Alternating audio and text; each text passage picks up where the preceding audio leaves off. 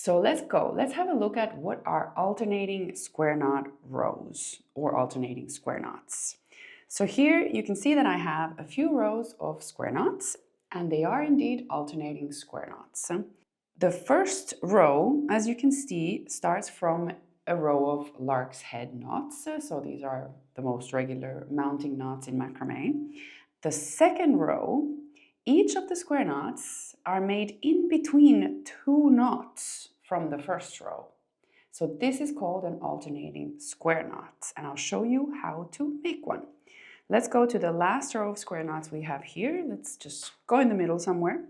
And we've got one square knot that we made here and another one that we made right here. So two square knots. To make an alternating square knot below them, we would take two cords from the right knot, so two left cords, and then two right cords from the other knots.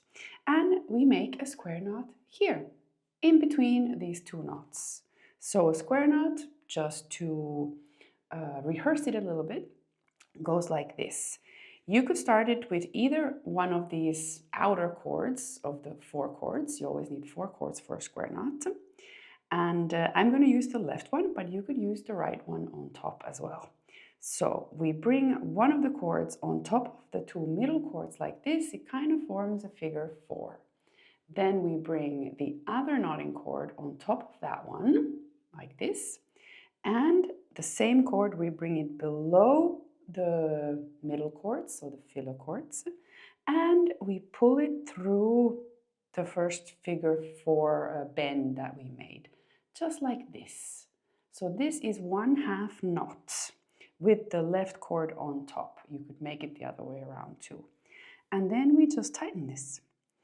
And now we need to make the second half of the square knot. Continuing with the same cord on top, which is now here on the right, we make the same figure 4, but kind of mirrored like this.